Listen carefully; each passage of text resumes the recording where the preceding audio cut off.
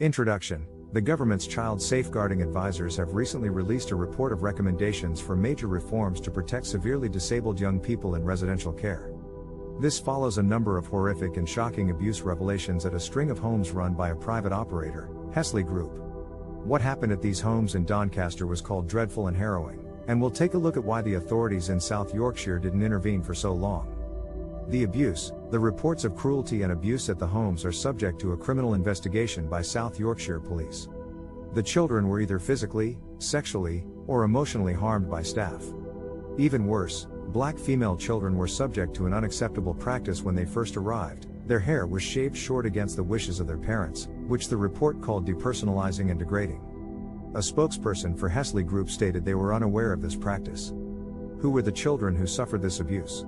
These children were some of society's most vulnerable, typically with learning disabilities, autism, and complex health needs. They were often placed in residential homes because of challenging behaviors that disrupted their home and school life. Investigations and reacting to the abuse. The authorities in South Yorkshire finally launched an investigation into this abuse in March 2021. The report's co-author Dame Christine Lenehan described the appalling harm these children suffered as a result of grievous failures in their day-to-day care and within the system of oversight. Education Secretary Gillian Keegan was horrified by the abuse and failings at the 3 Doncaster homes, and stated the government had taken swift action to improve children's immediate safety. Regulatory issues and profits. The panel report links the lucrative financial returns made by private providers to poor pay and high levels of staff vacancies and turnover in the sector, which it said was a safety risk to children. It highlighted the safeguarding risks to children placed in homes far away from their family, often due to local shortages of provision. The BBC investigated this issue and found that local authorities paid about £250,000 a year to place a child at the Doncaster homes, contributing to millions in profits for the Hesley Group.